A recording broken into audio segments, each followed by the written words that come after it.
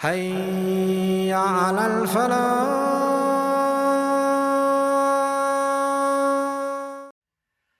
Assalamu alaikum wa rahmatullahi wa barakatuh. My beloved sisters and brothers.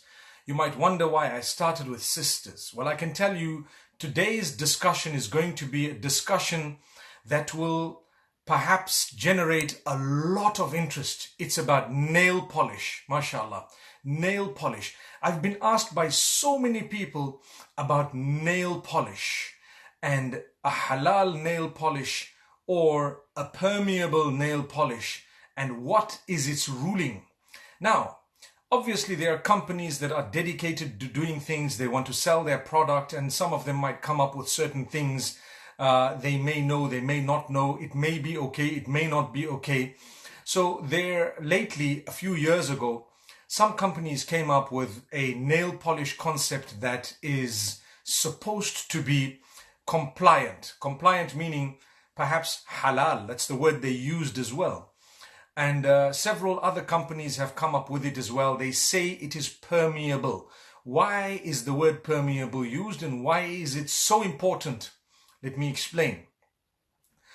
We as Muslims need to wash ourselves correctly if we want to be considered upon the level of purity to be able to read or fulfill our prayer or salah. And also in order to be able to be protected from the devil and so on. If you're in a condition known as wudu, you have greater protection. If you're in a condition known as ghusl, you have a greater protection. It's a type of ablution.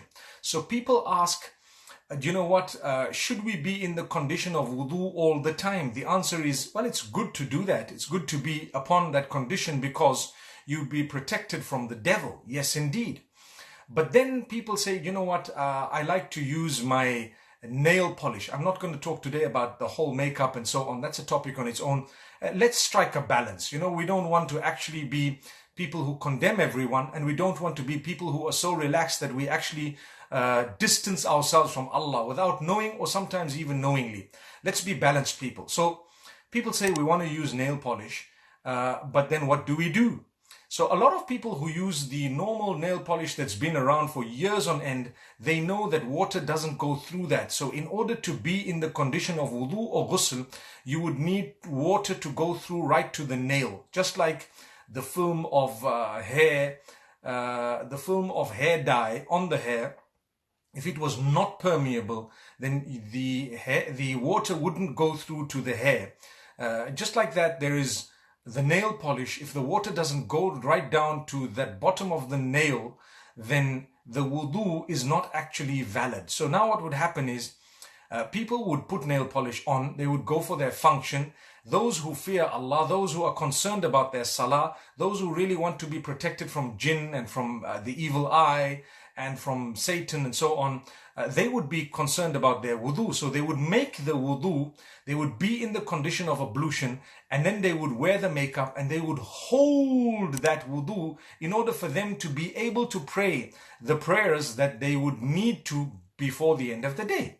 Now, if you need to pass wind and you're actually holding it in, not only is it detested from an Islamic perspective, it is unhealthy from a medical perspective, and it is wrong. Actually, you know, to hold your wind in and knowing that you really desperately need to pass that wind. So to be very fair, holding it in is actually an option for some, but it's not a healthy option, nor is it considered okay. It's actually makruh, which means it's detested to hold in. But some people, their nail polish is so valuable for them, they don't mind holding it in. Your eyes become red because I wonder where that gas goes. But anyway, it must be going up somewhere because, you know, warm air rises. So it gets in somewhere, it gives you heartburn. It gives you not only heartburn, but the gastric pains, and you think you're dying of a heart attack.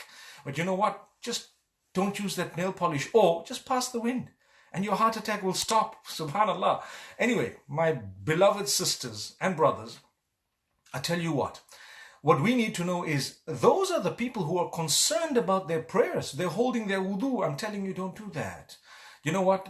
There is another category of people who just don't use that nail polish because they use henna or they use something else, you know, that they know is permeable, not permeable, or permeable or not is besides the point, but they know they're not going to actually compromise their relationship with Allah. They want to fulfill their salah, do the wudu properly. They want to pass wind when needed, obviously respectfully. Respectfully meaning not in public.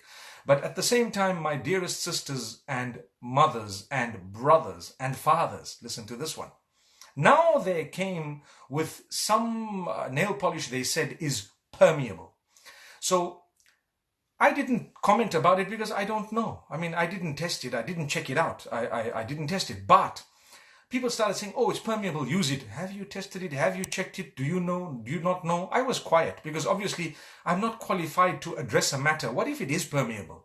But what if it isn't permeable? So I received messages from people who worked for the company telling me it is not permeable. It's just a gimmick. It is not. They did the coffee test and another test and this test and that test. And you know what? People working in the company told me it was a lie.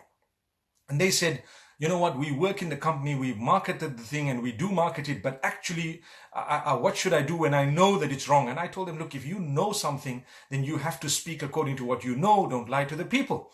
However, let's still give them the benefit of the doubt. We don't know. I still don't know. Recently, there's another company that some of my friends and even some family members and others have told me, no, it's permeable. You got to put less than 2 quarts and then you have to wash it under the water about 6-7 times, you know, and you got to, and then sometimes it gets stuck on the side of the nails and, you know, they say then it becomes permeable and not. I have one answer. My beloved sisters, my beloved mothers, those of you who love nail polish, I want to ask you a simple question. I don't know whether it is permeable or not. I will never be able to know. You don't know either. Trust me, it's very difficult to know. I want to ask you a question. Do you really love Allah? Do you really want your relationship with Allah to be there? Do you really want to fulfill your salah on time? Do you want to be protected from the jinn and the devil and so on by being in the condition of wudu or by being clean and so on? Well, I want to tell you, there's a hadith of the Prophet ﷺ that says, Inna al-halala bayyin wa inna al-harama bayyin. You know, it's a hadith of Nu'man ibn Bashir radiallahu anhu in Sahih Muslim. He says, halal is very clear, haram is very clear. And in the middle, there are certain things that are not clear to many people. You won't know them. In the middle, there is a little gray area. So halal is clear, haram is clear. In the middle, there is a gray area that a lot of people may not know. So some would know, some will not know. Maybe a lot might not know. The hadith says, فَمَنِ اتَّقَى الشُّبُهَاتِ فَقَدْ اسْتَبْرَأَ لِدِينِهِ وَعِرْضِهِ. What a powerful wording. Whoever stays away from the grey area has protected themselves and their deen completely. And whoever falls in it was willing to fall into haram. So they've fallen into haram. That's what the hadith says. وَمَنْ وَقَعَ فِي الشُّبُهَاتِ وَقَعَ فِي الْحَرَامِ. And the hadith gives another long example that I'm not going to go into. I want to tell you, 1 inch of paint on your nails, is that more important than your link with Allah? If it is, well, you've chosen. And if Allah is more important than 1 inch of paint on your nails, then you know what? Use an alternative. Or use something that you can remove totally and gone. But you don't need to risk your relationship with Allah in order to achieve 1 inch of paint on your nails. I hope you get what I'm saying. So I'm not condemning anyone. I'm not saying that it is or it isn't permeable. I'm saying it is something that is debated heavily. If I was a person who needed to do something that would compromise my relationship with Allah or even risk it, I'm risking my relationship with Allah. I put both things together. It's too big a risk for such a small little thing. Just have clean, beautiful, lovely nails and that's it. Go ahead and love yourself. Today, we're taught that you need to cover your nails, you need to cover your hands, you need to cover your lips, you need to cover your nose, you need to cover your face, you need to cover your eyes, you need to cover your pupils and your iris. You need to do your hair, you need to do your face, you need to do your this, you need to do your that, you need to actually do your shoulders, you need to do your breasts because they don't show properly, you need to add or subtract from that, you need to do your backside, you need to do everything. We are not happy with what Allah's given us. We want to do it to the degree. And it's not wrong to do certain things to a certain level, but we do it to the degree that we don't mind compromising the relationship with the one who gave you the life and those nails and everything else. So I am just saying, you know what, guys? Do yourself a favor. If it is something that you're unsure about, just leave it. What are you losing? Just quit it.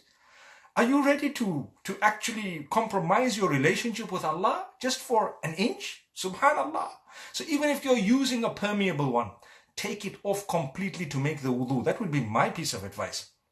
Because On the day of judgment, it will be too late. You cannot catch the people of the company to say, you guys lied to us. But no, Allah said, don't you know there's a gray area? It's debated. It's heavily debated. Are you sure you want to risk your life? I've seen people who actually have suffered with a lot of jinn and so many other problems and ayn and what have you, because they're not in the condition of wudu, they're not even bothered, they're not even in the condition of ghusl.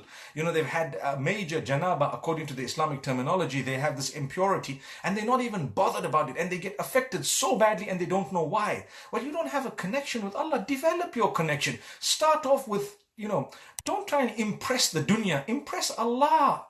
Show off to Allah. Say, oh Allah, I love this. I love it so much. But you know what? I'm not going to use it. I'm going to quit it. You know why? Because I don't want to risk my relationship with you, oh Allah. Imagine if I read Salah for 5 years with this whatever on. It can either be acceptable or it might not be acceptable. Guess what's going to happen? Imagine if it's not acceptable. It's too big a risk. Imagine if people give you're gathering 50-pound notes every day, $50 notes every day, and $100 note, $100 bills every day. And 5 years down the line, you've gathered a whole pile and you find out they were all fake. What happens? Wow, you're the fool. You should have found out from day one that, you know what, I'm actually risking this. Let me not gather these big notes. I rather gather something that I know I'm not compromising the authenticity of it. This, what I'm telling you, is even more. A lot of sisters will be upset with what I'm saying, but trust me, my beloved sisters, it's only out of the love we have for you that we're sharing this with you. To say, you know what, you don't want to risk your relationship with Allah. If there's something that's debated, just leave it out. They're saying it's permeable or not, consider it not permeable and move on. Finished. But if you're going to consider it permeable, you have actually taken on your shoulder a huge burden. And worse still, if you're going to promote that and you don't even know for sure 110%, then you're actually helping other people detach from Allah. And the little link that you have with Allah through purity, which is the most important aspect of Islam, is tahara. The Muslims pride themselves because they use water to wash their backsides. Allahu Akbar. It's a fact. We use water because it makes you pure and clean. And everything is pure. Islam is based on purity and tahara. The hadith says, your purity is half of your faith. Is all about purity and keeping clean. And imagine that cleanliness is compromised because of one small droplet of paint. No way. Not at all. I'm not going to compromise my salah. I'm not going to compromise my link with Allah, my tahara, my cleanliness because of 1 inch of paint. If you would like to compromise it, that's totally up to you. May Allah bless you all. I hope this little video has helped you. It's going to create a controversy, but remember, I didn't condemn any company and I didn't say what they did was right or wrong. I'm no one to comment on that. I'm only here to tell you where there's a debate about something, stay clean. Jazakumullah khair, my brothers and sisters. It's up to you what to do. You know. Assalamu alaikum.